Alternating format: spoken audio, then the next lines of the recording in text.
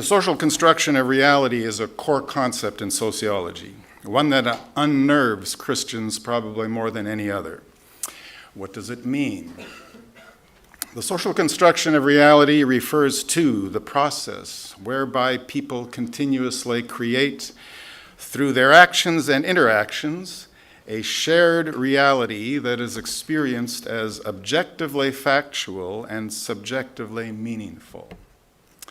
In other words, the social world is not simply given, it is not natural, it is not revealed, it is not even fully determined. It's made and made up by people. It is transmitted by people. What we have not learned from our own senses, our own intuition, or our own reason, we have learned directly from other human beings. So 95% of what we know, we have simply accepted from what other people have told us. Even what our own senses and intuition and reason tell us is highly shaped by what other people have told us. For example, what counts as reason. The social world could therefore be otherwise. It could be altered. The social reality in which humans live is not inevitable. It is not natural. It can be scary to ponder the possibility that our reality isn't real, but it can also be liberating. We can literally change the world. It can be deconstructed and reconstructed as it has been continuously throughout history. The sociological question is not what is real, nor even how do we know what is real. The sociological question is how does anything come to be accepted as real? And there are three phases to the process. The first is externalization, the process whereby individuals, by their own human activity, create their social worlds. They put what is inside of them out there into social space. Our environment consists of both a physical environment, which we call nature, which is given to humans, and a social environment, which we call culture, which is created by humans. Furthermore, culture can be divided into material culture, our tools and technologies such as axes and microchips, and our non-material culture, which is an abstract order consisting of our beliefs, our values, our norms, etc. Rivers are nature, roads are material culture. But humans can even turn nature into material culture by the meanings we attach to nature, by the uses we make of nature. For example, we can turn rivers into playgrounds, into transportation routes, into disposal dumps, into political boundaries, into sources of hydropower, into sacred spaces, etc. So our total environment consists of nature and culture, and it can be broken down into the following facts. It consists of natural facts like mountains and muskrats. It consists of technological facts such as hammers and highways, institutional facts like money, marriage, normative facts like freedom and fulfillment. Note that these facts constitute increasing levels of dependency. Some facts are dependent on humans and others are not dependent on humans. Mountains are not dependent on human beings at all. Mountains would exist even if humans did not exist. But hammers would not exist if humans did not. Hammers are entirely dependent. They consist of increasing levels of abstraction. Some facts are less physical and more abstract. A hammer has more physicality than money. Some forms of money doesn't even have any physicality at all. It's just debt. It's just in theory. Money can correspond to many things, but a hammer is always only just a hammer. Normative facts have absolutely no physicality whatsoever. There's also an increasing level of meaningfulness. As things become more dependent on us for their existence, they become more meaningful to us. Freedom is more meaningful to us than a hammer, more meaningful to us than money. And finally, there is an imposed order. As things become more dependent, abstract, and meaningful, we impose more order on them. Marriage is more ordered than hammers are. We impose order even where there is none, then create an entire meaning system around that order. For example, skin color is a continuum. We impose the order of race and create racism. Note that because meaning is functionally dependent, abstract, and ordered, it is contingent and precarious. It can be changed because it's not attached to anything. It's a whim of history. Why are people willing to kill or die for meanings, such as religion? Why? Because it does not come to us as contingent or precarious or unstable. It is presented to us as a hard reality through the process of objectivation. Precarious meaning must be made to appear stable, unquestionable, taken for granted. Externalizations, that which we humans externalize, are made into objective reality that has consequences for us because it acts back on us. It coerces its creators. Objectivation is the process whereby individuals apprehend everyday life as an ordered, prearranged reality that imposes itself upon, but is seemingly independent of human beings. How is that possible? Well, that's a result of four things. Institutionalization occurs when meaningful behaviors become routinized or habitual. Historicity, as generations come and go, the institutional world thickens and hardens. Legitimation, meaning is all meanings are given either a cognitive or a moral basis that will explain and justify the meaning. And the most powerful form of legitimation, one of many kinds, but probably the most powerful form is religion. To say that God says legitimates it stronger than any other legitimation that we have.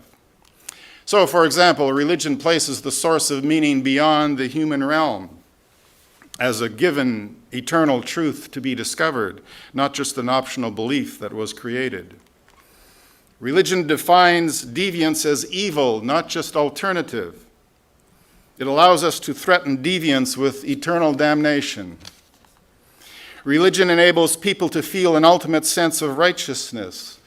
It dissolves all our doubts about the correctness of our behaviors and our feelings. And religion integrates all of life by making sense of everything. Fourthly, the fourth form of legitimation is, of objectivation is language. Meaning becomes embedded in language. Language exists outside of each one of us, therefore it's an objective social entity. Third phase, internalization, the process whereby individuals learn the legitimations of the institutional order. We carry culture around in our heads. We let culture define who we are. And so reality is socially constructed. Here's a summary. Society is a human product, externalization. Society is an objective reality, objectivation. And humans are a social product. One other concept, reification, big bite. Reification is the apprehension of the products of human activity as if they were something other than human products, such as facts of nature or results of cosmic laws or a manifestation of divine will. Reification implies that humans are capable of forgetting their own authorship of the human world, and further that the dialectic between humans, the producers, and their products is lost to consciousness. In other words, the humanly made world is explained in terms that deny its human production. Three types of realities based on its reality's verifiability, objective versus subjective, and its dependency on the human mind, independent or dependent. Natural realities are independent and objective. They are not dependent on human mental activities. All the physical facts of the universe exist in reality independent of any human activity. And they enable us to form some knowledge of reality beyond our social constructions. We learn that we cannot fly, at least not without the machines that we construct that enable us to fly.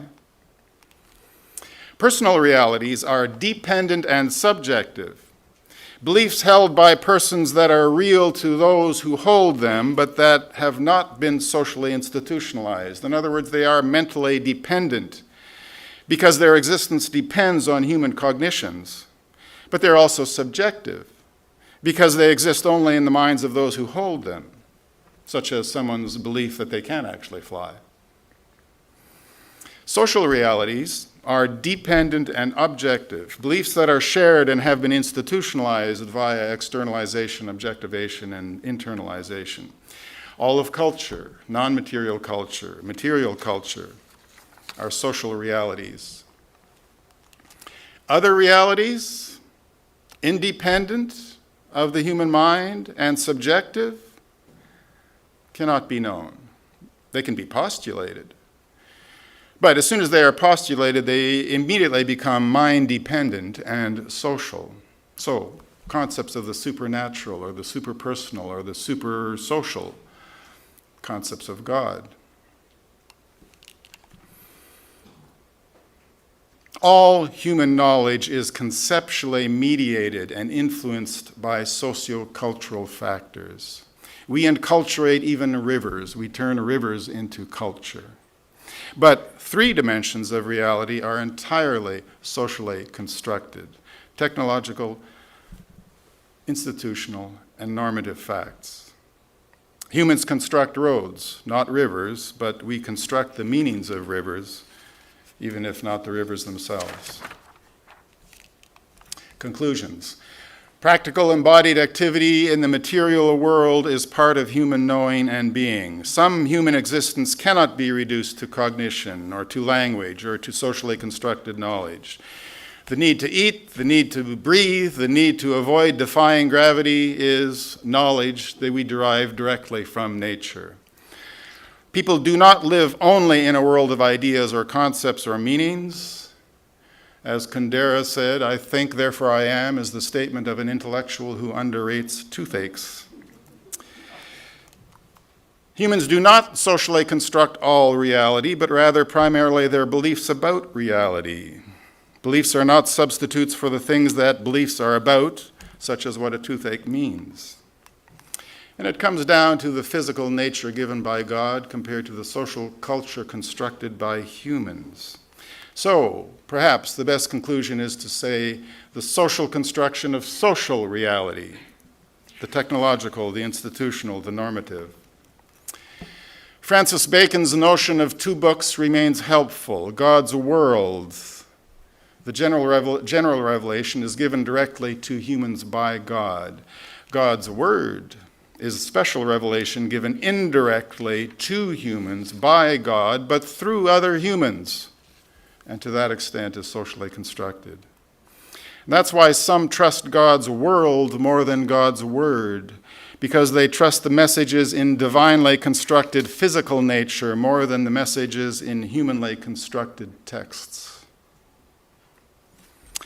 I've given only a brief description of the social construction of reality, not an evaluation or critique of it. For that, you should take Social Science and Christianity, pardon the plug.